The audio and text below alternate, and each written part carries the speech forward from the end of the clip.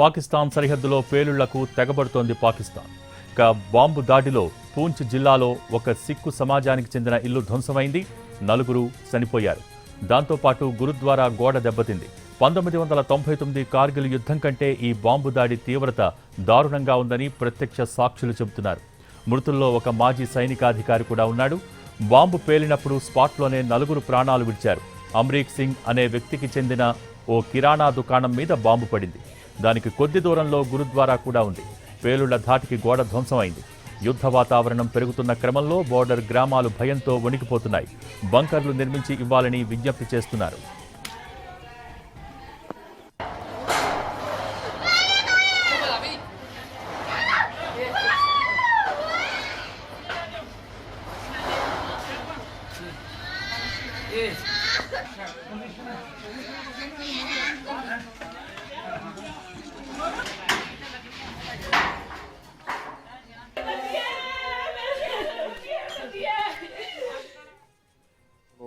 नुकसान हुआ है, लेकिन हमारे सिख बिरादरी का यहाँ पे बहुत ही कीमती नुकसान हो चुका है।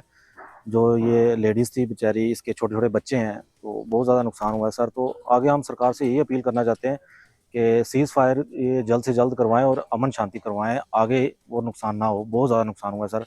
और स्पेशली सर पिछली बार जो बंकर्स का आया था, तो बंकर्स इन्होंने बॉर्डर एरिया में दिए थे। बेसिकली हमारा भी बॉर्डर एरिया में आता है और यहाँ पे शेलिंग बहुत ज़्यादा होती है, बट यहाँ पे डीसी साहब ने बंकर प्रोवाइड नहीं करवाए थे। तो हम गवर्नमेंट से भी यही अपील करना चाहते हैं कि यहाँ पे जल्द से जल्द बंकर प्रोवाइड करवाए जाएँ और हमारे लोगों को सेफ़ किया जाए। और लिहाजा गवर्नमेंट से यही अपील है कि इनको जल्द से जल्द सेफ़ किया जाए और अमन शांति लाया जाए। फैमिली की हार्दिक सहायता की जाए।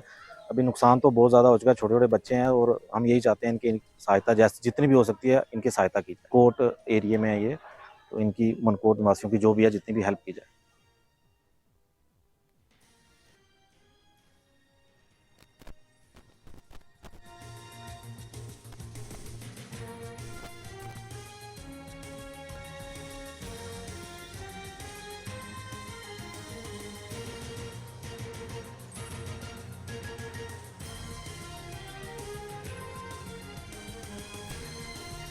పాకిస్తాన్ సరిహద్దుల్లో పేలుళ్లకు తెగబడుతోంది. బాంబు దాడిలో పూంచ్ జిల్లాలో ఒక సిక్కు సమాజానికి చెందిన ఇల్లు ధ్వంసమైంది.